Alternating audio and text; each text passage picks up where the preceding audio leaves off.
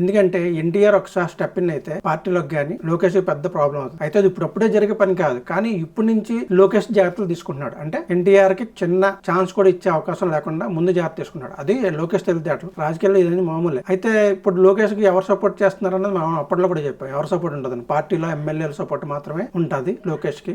Fan support అంటే తెలుగుదేశం అభిమానుల support ఉండదు. తెలుగుదేశంలో ఎవరైతే సీట్లు పొంది కొంచెం పై స్థానాలకు వెళ్ళారో వాళ్ళ సపోర్ట్ మాత్రమే లోకేష్ కు ఉంటదని చెప్పేసి ఇప్పుడు అదే జరిగింది. ఒక ఎమ్మెల్యే స్థాయి వ్యక్తి కాబట్టి ఇప్పుడు ఎన్టీఆర్ తిడుతూ లోకేష్ ని పొగుడుతూ మాట్లాడుతున్నారు. ఆపిస్తున్నాడు ఏదైనా ఎందుకు కానీ మనకి నాకే నాకు అవసరమే కదా. అవసరమే టైం మనకి. లోకేష్ ఎట్లా పెట్టుకుంటాడు మనమైతే దాంట్లో ఆ విషయంలో అయితే మనమైతే ఆపోజిట్ అన్నా నువ్వు చెప్పినట్లు. గుద్ద మూసుకుంటావు పూక. నువ్వు ఎట్లా ఎట్లేపిస్తావు నువ్వు కార్ది? నేనెవరు చేయించాకనా స్టేరోయిడ్ వేస్తున్నారు సినిమాది. సరే ఏపీ ఇప్పుడు పర్మిషన్ లేదు కదా. కాదన్నా స్టేరోయిడ్ సినిమా వేస్తున్నారు, పర్మిషన్ లేదు కదా, ఎట్లేపిస్తావు నువ్వు?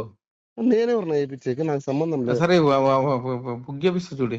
కాదన్నా మామూలుగా నేను సినిమాకి పోయేవాడినా. ఆడదు సినిమా, ఆడదు సినిమా, ఆడదు నేనెవరు వేయించాక సినిమా, ఆడదు ఇప్పుడు. ఓకేనా? మందేం పోతుంది మనం. లోకేష్ గురించి మాట్లాడతాడా? సార్ గురించి మాట్లాడతాడు. అదే రేపు ఎన్టీఆర్ స్టెప్ ఇన్ అయ్యి జనం మొత్తం అతని వైపు తిరిగిపోయారు అనుకోండి, ఈ ఎమ్మెల్యే కూడా ఎన్టీఆర్ వెనక నిలబడచ్చు. అది కూడా చెప్పలేం. కానీ ఇప్పుడు మాత్రం లోకేష్ అధికారంలో ఉన్నాడు కాబట్టి ఇప్పుడు ఎన్టీఆర్ తిడుతూ ఉన్నాడు. సో అది జరిగింది.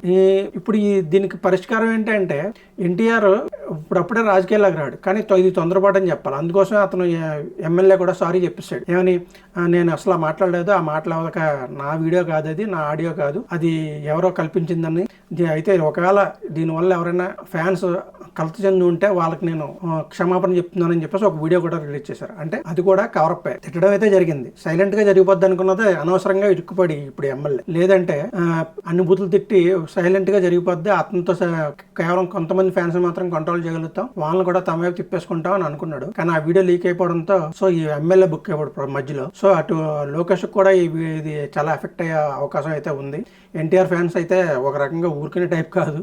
వాళ్ళు ఆల్రెడీ కూడా బహిరంగంగా క్షమాపణ చెప్పాలి, 4 గోళ్ల మధ్య కూర్చుని క్షమాపణ చెప్పడం ఏంటని చెప్పేసి అతనికి క్షమాపణ చెప్పిన వీడియో కూడా రిలీజ్ చేసినా ఒప్పుకోకుండా ఆ ఎమ్మెల్యే ఇంటికి వెళ్ళి ధర్నా కూడా చేస్తున్నారు అనంతపురంలో. సో ఇదైతే ఇప్పుడైతే ఓపెన్ అయిపోయింది. ఎన్టీఆర్ కి లోకేష్ కి మధ్య ఉన్న పెద్ద విభేదం, ఎన్టీఆర్ వల్ల లోకేష్ కి థ్రెట్ ఉందన్న విషయం, ఇదంతా కూడా ఓపెన్ అయిపోయి ఇప్పుడు లోకేష్ కి అయితే కొంచెం డ్యామేజ్ జరిగిందనే చెప్పుకోవాలి. ఇది ఎన్టీఆర్ కి అనుకోకుండా ప్లస్ కూడా అయిందని చెప్పుకోవాలి.